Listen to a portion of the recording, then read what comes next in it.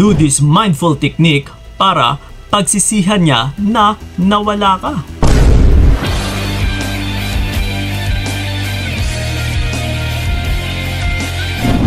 Yan. So ito mga utol, kung yung hinahangad nyo talaga ay magsisisi yung partner ninyo kapag sa oras na kayo ay nawala, then panoorin nyo po yung video na ito. Kasi maaari na may dalawang bagay po na pwedeng mangyari sa partner mo kung sakali na ikaw ay aatras. Yun na nga, yung isa is pwede po siyang hindi magsisi, no? And then yung pangalawa ay pwede talaga na maaari siya talaga ay magsisisi. Yes. So ito ngayon, para hindi ka na magguguluhan pa, para hindi ka na maligaw pa, na baka kasi yung ginagawa mo sa ngayon ay magpapahantong lang sa partner mo na hindi lang din naman pala siya magsisisi. So nag-aaksaya ka lang ng panahon mo na tiyak sa hanggang sa ngayon, no, na kaya ka nahihirapan, kaya ka hindi nakaka-move on dahil sa maling pamamaraan. So ito ngayon, na yung pinaka-goal natin is bibigyan siya ng pagsisisi. So paano nga ba natin siya bigyan ng pagsisisi? So ito ngayon, no, unang sa lahat, kailangan mong magawa na maka-atras sa kanya. Or kailangan mong mawala. Di ba? Sa pamagat pa lang natin, no, logically, sa simpleng pag-iisip lamang, sa simpleng pag-uunawa lamang is paano magsisisi yung partner mo na ito kung nandyan ka pa rin naman. Di ba? So napakadali lang sagutin.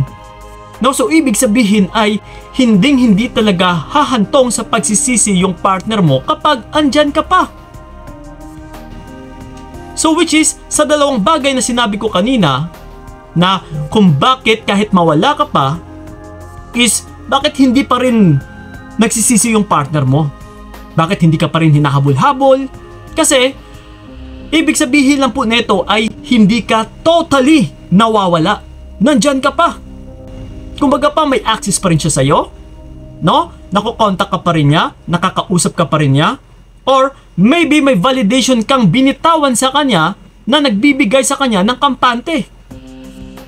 Kasi ito mga utol, no, once na binigyan mo kasi ng validation yung partner mo na nandiyan ka pa rin, halimbawa nakapag-message ka sa kanya or may huli kang sinabi, no, or may final message kang sinabi na sige, ayusin mo muna yung sarili mo, no, nandito lang kami, nandito lang ako, naghihintay. Na kung sakali man na magbago ka na or maayos mo na, please mag-message ka na lang or magparamdam ka na lang. So parang pinapakita mo lang dito na may naghihintay pa pala sa kanya. So then, paano siya magsisi? Yes, paano nga ba siya magsisisi kung alam niya mismo sa sarili niya nang dahil sa sinabi mo na yon na nandiyan ka lang ay mas lalo nang siyang makakampante. Kumbaga pa, eechapwera ka muna niya, babaliwalain ka muna niya, step aside ka muna niya kasi andyan ka lang din naman eh. So until sa hahantong na mas lalo na siyang mabibisi, mas lalo na siyang maaaliw, yes, mas lalo na siyang maging masaya sa kung ano man yung ginagawa niya sa ngayon kasi binigyan mo siya ng kampante eh. So yun ang kailangan mong iwasan, yung mabigyan mo siya ng validation. Kasi nga, dyan siya nakakampante. So, kapag wala kasing validation, no, na ipinapaabot mo sa kanya is walang kampante na magaganap. And tiyak, kapag walang kampante sa kanya is sigurado makakamit mo yung pagsisisi niya. Kasi ito mga utol, ito ha, prangkahan bilang isang lalaki din.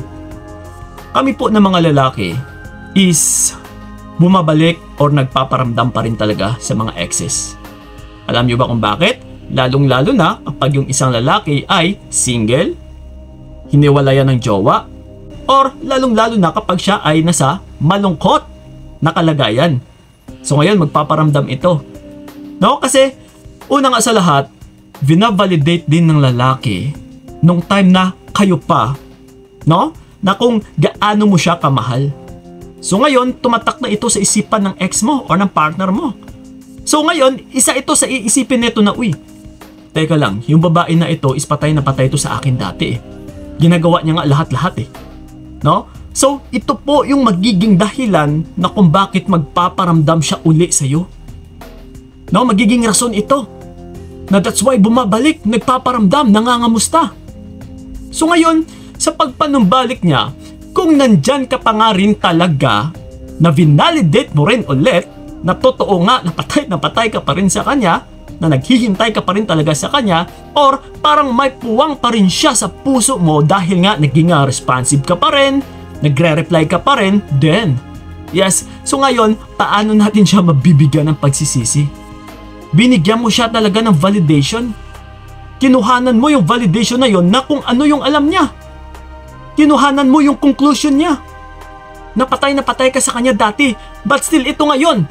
No? Dahil ikaw ay responsive pa rin, so mas lalo mo lang pinatunayan na patay ka pa rin talaga hanggang sa ngayon sa kanya. Yes. So yun po mga utol. No? That's why na tinawag natin itong mindful technique. Kasi kailangan ay pag-isipan ng mabuti. Kailangan ay utak ang pagganahin, hindi puro puso. Dahil kung nandiyan ka lang din naman palagi, no, binibigyan mo siya ng validation ulit, palagi ka pang nakikipag-communicate sa kanya, na sa isang pangangamusta niya lang ay nandiyan ka pa rin, paano mo makakamit talaga yung pagsisisi? Hindi utol. Hindi mo yan makakamit kahit itaga mo pa sa bato. No, kasi marami talagang nagtatanong sa akin about sa ganito na, Kuya Kiko, paano ko mabibigyan ng pagsisisi yung tao na ito kung sakali na mawala ako? Or kung minsan yung katanungan is, talaga bang magsisisi siya kung sakali na mawala ako? No? Ibig sabihin, sa katanungan na ito is may pagdududa. Kumbaga, isa pala ito na rason na kung bakit hindi ka umaatras dahil may takot ka. Dahil nagdadalawang isip ka eh. Na kung magsisisi ba talaga siya? Pero, yung hindi ninyo alam utol, sa action mo kasi na ikaw ay umatras and then nawala, ay tiyak dyan po mag-uumpisa yung pagsisisi niya. And then kapag pinasundan mo pa na hindi ka na nagpaparamdam, yes, dito natin masasabi na yung partner mo na kung sakali na akala niya may babalikan pa siya, and then sa pagparamdam niya sa'yo is hindi mo na siya kinikibo, no? Kumbaga pa, sinusupalpal natin yung conclusion niya or yung validation na alam niya na akala niya naghihintay ka lang, na yung akala niya is patay na patay ka talaga sa kanya until now. So but ito nga, hindi ka na nagiging responsive, binaliwala mo na siya, is dito po magsisimula yung pagsisisi niya. And, no, lalong-lalo na sa oras nung ikaw ay nawala, in-improve mo yung sarili mo, nagpaganda ka, nagpa-sexy ka, yes, and yung tipong may something talaga na nag-upgrade sa buhay mo, ay tiyak utol, kapag makita ka ng partner mo, nasiguraduhin mo talaga yung tipong mapapasabi ka na, uy, ito lang naman yung sinayang mo. Yes. Oh. So tiyak, magsisisi po siya na once na makita ka niya, uy, ito lang pala yung sinayang ko dati. Bakit ko kasi niloko pa to dati? Bakit ko kasi binaliwala to dati? So ngayong nawala na siya sa akin, wala na, nilet go ko na, or nilet go niya ako, wala na, hindi ko na siya marireach. Hindi ko na siya makontak, hindi ko na siya mabola. Hindi ko na siya makausap. See? So ngayon, ano yung kahahantungan ng tao na ito na kung sakali na ikaw ay hindi niya na makakausap? Walang iba utol kundi pagsisisi. Yes. No, kung minsan kasi natatakot tayo eh. Nabong akala natin is kapag mawala tayo is baka babaliwalain din tayo. So ngayon, paano mo ito malalaman kung hindi mo gagawin? And paano mo talaga malalaman kung hindi mo siya nagawa dati? Kasi yung taong may alam neto or nakagawa na neto, ay hindi na po yan nagdadalawang isip na gawin ito. Kundi alam na kasi nila kung ano yung magiging resulta. Na uy, gagawin ko ito ulit kasi nagawa ko na to dati. Na yung naging resulta is, yes, naghabol siya sa akin kasi sising-sisi siya eh. Kasi tinanggal ko yung sarili ko, tinanggal ko yung presensya ko sa kanya. Yes. So yun po, dapat talaga utol totally lagi. Lahat-lahat buong buo. No, kapag umatras ka, dapat buong buo. Walang koneksyon. And then kung sakali, babalik mo siya, still ganun pa rin. No, na hindi ka niya makontak. Na kahit makontak naman niya is, wala, hindi ka pa rin natitinag. Hindi ka pa rin kumikibo. So pareho lang po ito na pinapakita natin dito na, okay, hindi kita kailangan. ayoko nang ginaganito. Ayoko nang ginaganon kagaya dati ng mga pinaggagawa mo sa akin. Na niloloko, binabaliwala, no, na ginagamit lang pala. So hindi ko po deserve yung gawain na yon. So ngayon ikaw na klase na partner, no, is ayoko na sa'yo syempre. Ganun lang dapat. Pareho lang po yan na kahit hindi mo sasabihin, through your actions utol ng pag-atras ay pinapahiwatig mo lang din talaga na ayaw mo na sa kanya totally. Yes. So parang pinapakita lang din natin dito na walang mag-e-stay sa'yo. Walang mag-e-stay sa kanya kung ganito yung mga pagtrato niya. Kung ganon yung mga gawain niya, kagaya ng pagtrato niya sa'yo. Okay? So copy mga utol, ha, kung ano ang dapat ninyong gagawin, na kailangan mo munang mawala, mag-vanish ka, and then sakali na kung siya man ay naghahabol, nanghahagilap, nagpaparamdam, alam nyo na siguro kung anong dapat mong gagawin. Kikibuin mo pa ba?